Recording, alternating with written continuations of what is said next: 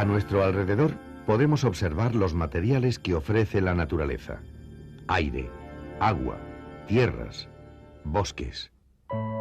En el transcurso de la historia, el hombre ha desarrollado técnicas para obtener de estos productos naturales otros compuestos que le son útiles e incluso imprescindibles.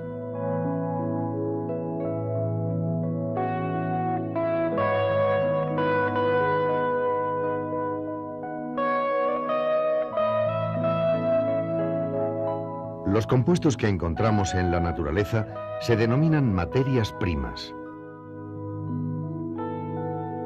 Aquellos productos obtenidos directamente de productos naturales se denominan productos básicos y se pueden comparar a los pilares que sustentan un enorme edificio. En nuestro caso, este edificio es la industria química.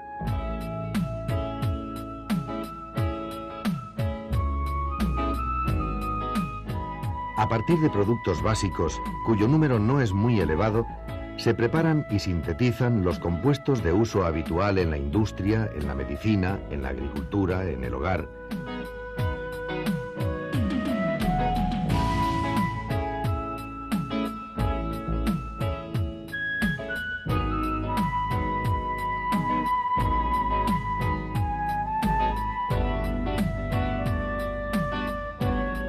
Uno de los productos de partida de la industria química es el amoníaco. El amoníaco a presión atmosférica condensa a menos 32 grados centígrados. Esto significa que es un gas fácil de licuar y por tanto se puede utilizar como refrigerante industrial. Sometiendo el amoníaco gas a presión se hace condensar. El líquido actúa como refrigerante en el intercambiador y se transforma de nuevo en gas.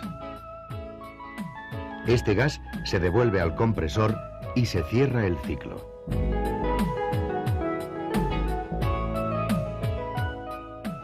Desde un punto de vista químico, el amoníaco tiene el comportamiento propio de las bases fuertes, siendo además un donador de grupos amonio, lo que justifica su amplio uso tanto a nivel de laboratorio como de industria. Sin embargo, la mayor parte de su producción se consume en la industria de abonos. Las plantas, por las raíces, absorben nitrógeno inorgánico y lo transforman en las hojas a nitrógeno orgánico. La carencia de este y de otros elementos en el suelo obliga a suministrarlos mediante el abono. El amoníaco proporciona nitrógeno a las plantas. Se utiliza directamente en disolución diluida o como sales amónicas de los ácidos sulfúrico, clorhídrico y en especial fosfórico. El nitrógeno también se incorpora al suelo como urea y como nitratos de amonio o de otros cationes necesarios para la planta. Pues bien, tanto la urea como el ácido nítrico se obtienen a partir del amoníaco. Ácido nítrico y amoníaco son reactivos básicos o auxiliares en industrias diversas. Explosivos como trinitrotolueno. Plásticos como resinas derivadas de urea, poliuretanos, acrilonitrilo. Fibras artificiales como nylon. Pasta de papel. Así como en la producción de un número importante de compuestos químicos: hidracina, hidroxilamina, melamina, aminas y aminoácidos. A ello se debe que el amoníaco ocupe el tercer puesto en cuanto al consumo de compuestos inorgánicos y el ácido nítrico el segundo, si bien la primacía indiscutible en este campo la ostenta el ácido sulfúrico. El amoníaco se sintetiza a partir de sus elementos nitrógeno e hidrógeno. El nitrógeno existe en el aire y sin embargo no está al alcance de la mano, ya que se halla mezclado con oxígeno. El punto de ebullición del nitrógeno a una atmósfera es de 77 Kelvin y el del oxígeno 90 Kelvin. Hay una diferencia de 13 grados entre ambos, suficiente para permitir su separación por rectificación. El problema reside en las bajas temperaturas necesarias para que el aire licúe, inferiores a los 100 Kelvin.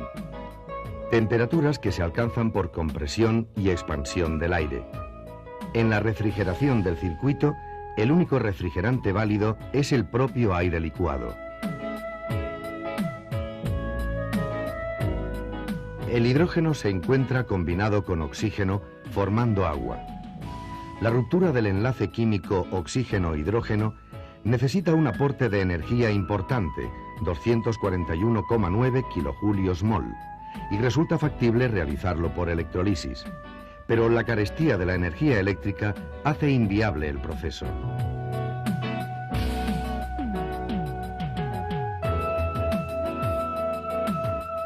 El procedimiento industrial hace reaccionar, en presencia de catalizador, vapor de agua y metano procedente de crudo o de gas natural, para obtener en un primer convertidor monóxido de carbono e hidrógeno, y en un segundo convertidor dióxido de carbono e hidrógeno, siempre con aporte de calor.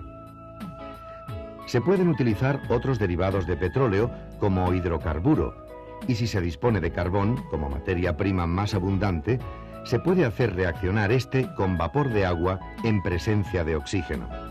La combustión parcial del carbón aporta la energía necesaria al proceso.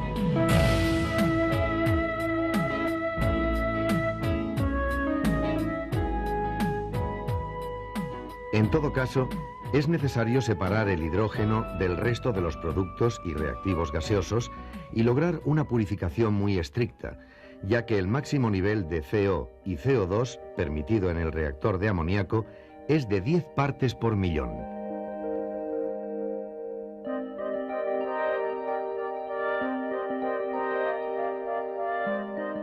Una de las características más importantes de una reacción, desde el punto de vista industrial, es la rapidez o lentitud con la que se lleva a cabo, que influye directamente en el tamaño del reactor químico necesario para una producción fijada.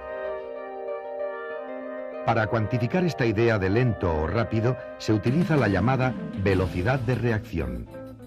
En una primera aproximación, y solo en una primera aproximación, la velocidad de reacción se refiere al número de moléculas de un compuesto que se forman o desaparecen por unidad de tiempo y por unidad de volumen de mezcla reaccionante. Es, pues, una propiedad intensiva. Al igual que la velocidad de un vehículo, la velocidad de reacción tiene valores puntuales y varía dependiendo de las condiciones que reinan en un instante dado. La velocidad que alcanza un vehículo es función de su mecánica, del combustible quemado y de la relación aire-combustible. La velocidad de una reacción química es función de la propia naturaleza de la reacción, de la presión, temperatura y concentración de reactivos y productos. Ahora bien, la medición de la velocidad de un móvil es simple. De hecho, los automóviles llevan incorporado un velocímetro. Por el contrario, la medida de la velocidad de reacción no puede hacerse de modo directo. Es preciso disponer de series de datos sobre la evolución en el tiempo de la concentración de reactivos y productos en función de la concentración de partida de los reactivos, la temperatura y la presión en el reactor. Datos que, convenientemente tratados, proporcionan una expresión matemática que permite predecir la velocidad en las condiciones reinantes en un sistema análogo. Pues bien, si se mezcla nitrógeno e hidrógeno y se intenta medir una serie de datos, tiempo, temperatura, presión y concentraciones, para hallar la velocidad de reacción, no se observa producción de amoníaco, aun a temperaturas y presiones elevadas. Es decir, la velocidad de formación es nula. De igual modo, sometiendo el amoníaco a temperaturas y presiones elevadas, tampoco se observa su disgregación en nitrógeno e hidrógeno.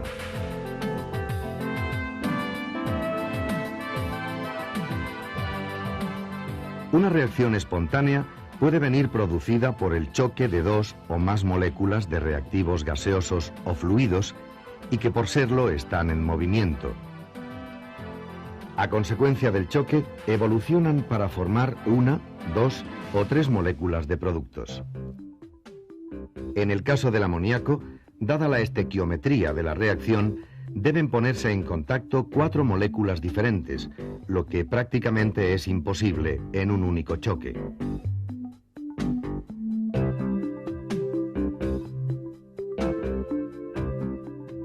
En esas circunstancias es necesario un camino de reacción más complejo que se facilita con el uso de catalizadores.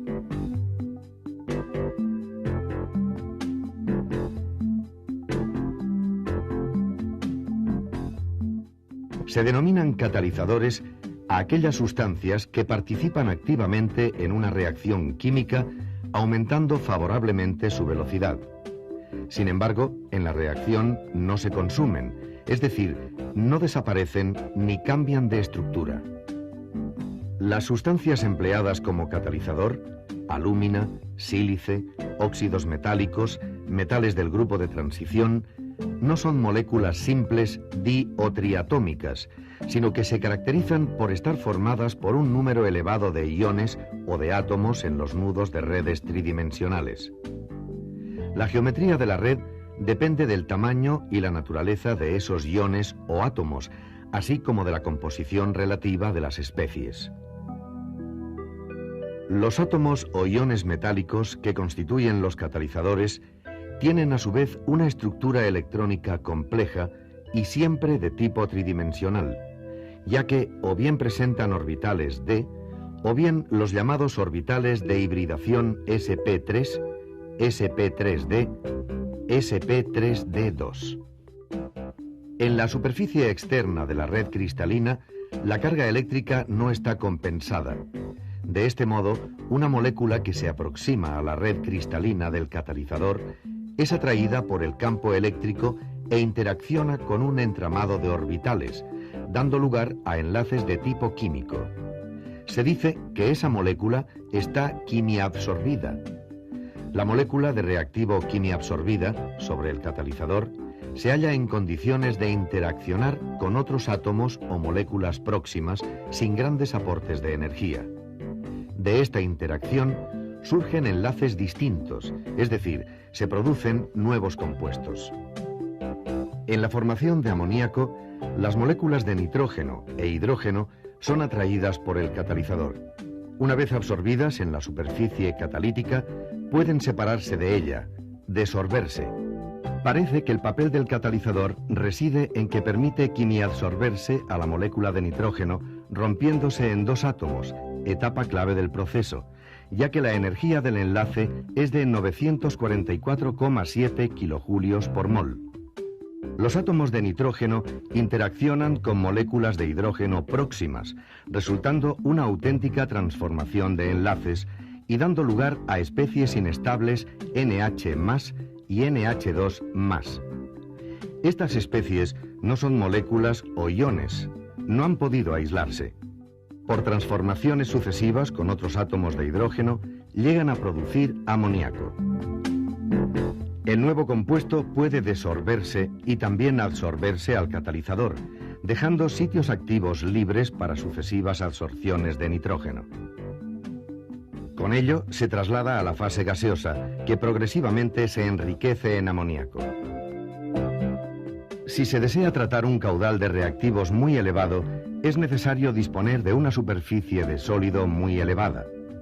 Esto supone una cantidad importante de catalizador, o lo que es equivalente, un costo importante y un volumen de reactor químico notable, lo que supone un grave inconveniente. Inconveniente que puede obviarse siempre que el catalizador sea un sólido que presente una gran superficie por gramo de peso. Para ello, el sólido puede fragmentarse en pequeñas porciones.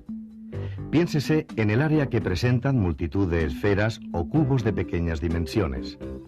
Esto se consigue triturando el sólido y llevándolo a tamaños de partículas sumamente pequeños, inferiores a 100 micras. Ahora bien, la preparación de sólidos en tamaños del orden de 100 micras y el propio manejo resulta costoso. Por ello, aun siendo habitual en la industria el uso de partículas de dichas dimensiones, es más frecuente emplear catalizadores de tamaño comprendido entre 2 y 20 milímetros. Afortunadamente, muchas sustancias con buenas propiedades catalíticas presentan un curioso fenómeno, el de la porosidad interna. Es decir, presentan su masa interna horadada por un complejo de canales y conductos, de modo que las moléculas fluidas de reactivos y productos pueden penetrar por ellos, y la superficie útil para la interacción es sumamente elevada. Evidentemente, en la preparación de catalizadores se potencia esta porosidad, llegando a conseguir superficies superiores a 1000 metros cuadrados por gramo. La sustancia empleada como catalizador para la formación del amoníaco es el hierro. Las piezas de hierro que conocemos, utensilios, máquinas, herramientas, son en realidad aleaciones de este metal y distan mucho de poseer la estructura porosa exigida para un catalizador. Por ello, es necesario una preparación del hierro que permita eliminar impurezas y proporcionar la textura adecuada. El proceso utilizado es, en síntesis, una oxidación de hierro para eliminar impurezas y una reducción posterior en la que se consigue la textura deseada. Se parte de hierro relativamente puro. Se somete al efecto del arco eléctrico. De este modo, se oxida, convirtiéndose en magnetita fundida, lo que permite separarla de las impurezas que permanecen en estado sólido. Por enfriamiento lento de la magnetita, se obtiene un material cristalino, pero aún no poroso. La magnetita cristalizada se tritura hasta conseguir partículas de pequeño tamaño que por presión se compactan en pastillas. Estas pastillas presentan un entramado de poros de tamaño elevado que no son sino los huecos entre partícula y partícula. Estos huecos originan la macroporosidad. La microporosidad se consigue al reducir el material por acción del hidrógeno a temperatura elevada. La magnetita es un óxido mixto con estructura de espinel. Un espinel se puede comparar a un sistema de cubos blancos y negros alternos. En la magnetita, uno de ellos presenta la disposición A, otro la disposición B. La distancia entre átomos de hierro en la red es de 8,4 Armstrong. Al reducir con hidrógeno pasa a hierro alfa, que cristaliza en el sistema cúbico centrado en el cuerpo. La distancia entre los átomos de hierro es de 2,89 Armstrong. Por tanto, al reducirse la magnetita, se reúnen los átomos de hierro. Esto provoca que el material se resquebraje internamente y surja una porosidad interna muy fina, siempre que los microcristales de hierro no se reúnan, no se compacten. Para impedirlo, se adiciona a la magnetita, al fundir, una pequeña cantidad de otros óxidos que se reducen junto al hierro y rompen la red cristalina del mismo, lo que impide el crecimiento de los cristales de hierro, es decir, su sinterización. Si en presencia del catalizador se hace reaccionar nitrógeno e hidrógeno en cantidades estequiométricas, se forma amoníaco. Sin embargo, no se consigue la total desaparición de los productos de partida, sino que se obtiene una mezcla de nitrógeno, hidrógeno y amoníaco, cuya composición no varía, aun cuando el tiempo de contacto sea lo suficientemente elevado para considerarlo prácticamente infinito. Lo mismo sucede si se parte de amoníaco y a elevada presión y temperatura se le pone en contacto con catalizador. De nuevo se llega a una mezcla de los tres tipos de moléculas. Nos encontramos, pues, ante una reacción reversible. Ya desde este momento se hace patente la necesidad de, una vez separados reactivos y productos, devolver los reactivos no gastados a la corriente de entrada al reactor, es decir, recircularlos. El rendimiento de la operación es bajo, puesto que no se llega a conversión total. Sin embargo, es una dificultad insoslayable, ya que el catalizador no influye en la composición de equilibrio de la mezcla, tan solo en reducir el tiempo necesario para alcanzarlo. La termodinámica establece que los coeficientes de actividad de las tres especies reaccionantes se relacionan de acuerdo con una expresión muy simple, siendo K, constante de equilibrio, función únicamente de la temperatura. Para obviar la determinación de actividades, suelen sustituirse estas por las presiones parciales respectivas. La anterior relación se transforma, de modo que K sub P, diferente de K, depende no solo de la temperatura, sino también de la presión. De acuerdo con la expresión termodinámica, la presión elevada favorece la conversión de equilibrio. Fijada una temperatura, a medida que aumenta la presión, aumenta la fracción molar de amoníaco en el equilibrio.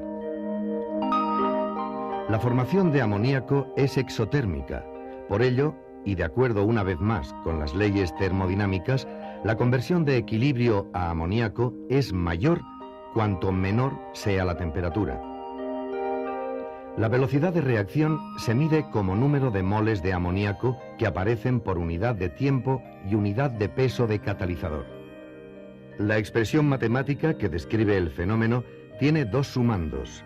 El primero positivo para la formación de amoníaco, el segundo negativo para su desaparición. Cada sumando es producto de un parámetro que depende únicamente de la temperatura y de una función de las presiones parciales de los compuestos.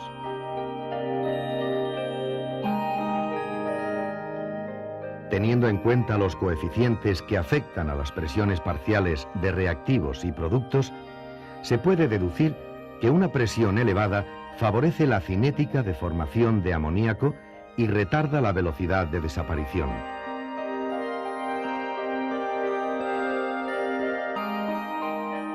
El único inconveniente es el mayor costo de la instalación y de la producción, cuanto mayor sea la presión de trabajo. Ahora bien, el valor de la constante cinética es elevado únicamente a temperatura alta, lo que significa que a las temperaturas óptimas para alcanzar una conversión notable de equilibrio, la velocidad de reacción es sumamente lenta. Nos encontramos ante dos necesidades respecto al nivel de la temperatura de trabajo. Por consideraciones cinéticas, se necesita un nivel alto para que la formación de amoníaco se realice a velocidad satisfactoria. Y por consideraciones termodinámicas, se necesita un nivel bajo de temperatura para alcanzar un cierto contenido de amoníaco en el equilibrio. Por ello, se elige no una temperatura de trabajo, sino una banda de temperaturas, de modo que en el nivel más alto la conversión de equilibrio sea reducida y la velocidad de reacción notable. Y en el nivel más bajo la conversión sea importante, aunque la velocidad sea débil.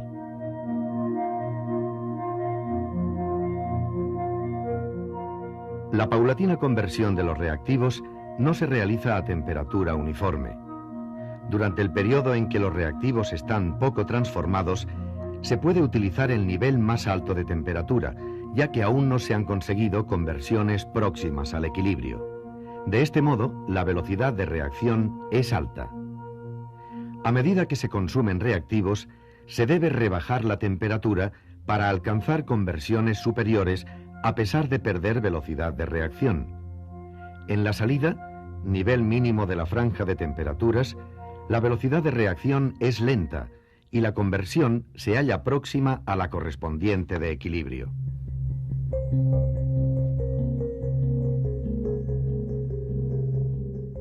Si imaginamos un lecho ideal de catalizador, y se dice ideal porque a cada altura del mismo se puede conseguir la temperatura deseada, el método óptimo de trabajo utilizaría la temperatura elevada en la primera porción de catalizador, donde la conversión alcanzada es muy pequeña para favorecer la cinética del proceso.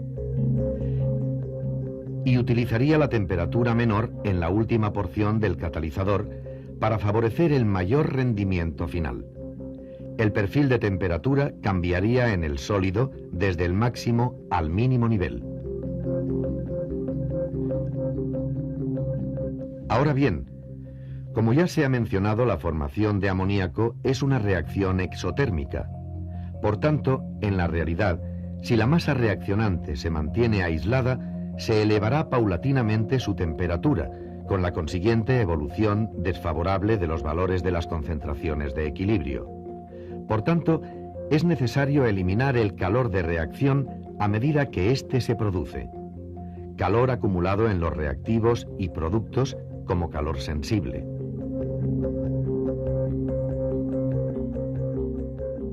Un procedimiento industrial de trabajo utiliza un lecho fijo catalítico, lecho que se divide en zonas. Cada zona se puede considerar con un comportamiento adiabático. Entre zona y zona de catalizador se dispone de un intercambiador de calor.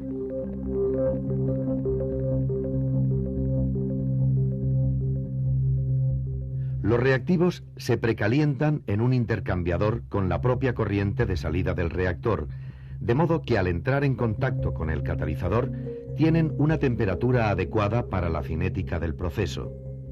Los gases, al pasar por el lecho, reaccionan. La masa de catalizador, dispuesta en la primera zona, permite llegar a una conversión importante de los reactivos y, por consiguiente, elevar su temperatura. En la fase siguiente, los gases, al pasar por un intercambiador, rebajan su temperatura, de modo que la conversión de equilibrio correspondiente a su nuevo estado es superior a la conversión conseguida. Por ello, al reanudar el proceso introduciendo los gases en la siguiente región catalítica, la velocidad de reacción es importante y se alcanza una conversión superior. De nuevo, al pasar por el siguiente intercambiador, se rebaja la temperatura de los gases de salida. El ciclo se repite en los N lechos. Se trata de un método muy eficaz que permite controlar la temperatura adecuadamente. Sin embargo, la eliminación del calor tomado por el líquido refrigerante supone un costo adicional. Por ello, se han diseñado otros procedimientos.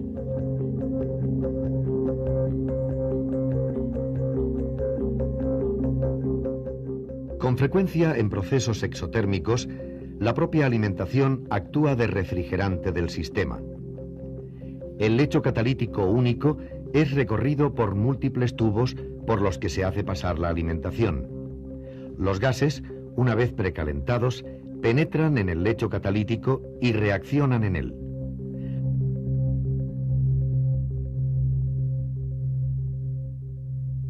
La diferencia de temperatura entre el lecho y los tubos permite que la alimentación alcance la temperatura adecuada a la reacción y que los gases reaccionantes eliminen calor. Hay que tener en cuenta que la circulación es en contracorriente. Los gases convertidos se encuentran con la alimentación a temperatura inferior según se aproximan a la salida, lo que permite un mayor intercambio de calor y por tanto no se sobrepasa el límite máximo de temperatura final impuesto.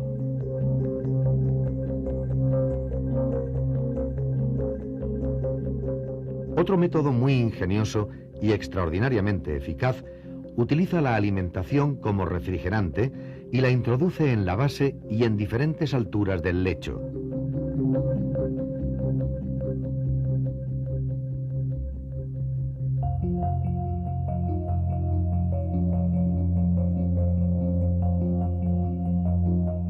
La alimentación, previamente precalentada, reacciona en la parte inferior del lecho elevando su temperatura. Una inyección de alimentación fría hace bajar la conversión y la temperatura de la fase gaseosa. El sistema continúa evolucionando hacia las condiciones de equilibrio conversión-temperatura. Cuando se halla próximo a alcanzarlas, recibe una nueva porción de alimentación fría. El propio caudal de alimentación fría permite regular la temperatura del lecho. Quizás el sistema más sofisticado y que permite un control óptimo de las condiciones en el reactor es aquel que dispone el flujo de los reactivos de modo radial, empleando como control de la temperatura la propia alimentación introducida en puntos diferentes del lecho. En una primera parte del lecho, la alimentación A1 alcanza la temperatura adecuada para una velocidad de reacción alta. La reacción transcurre en la segunda zona del lecho, que es atravesada por los gases en dirección radial.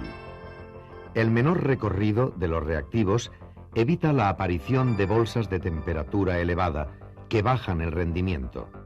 A continuación, y de acuerdo con la temperatura alcanzada, se inyecta alimentación fresca A2 y se utiliza la primera porción del lecho más refrigerada para conseguir una conversión alta. De nuevo, se utiliza el flujo radial.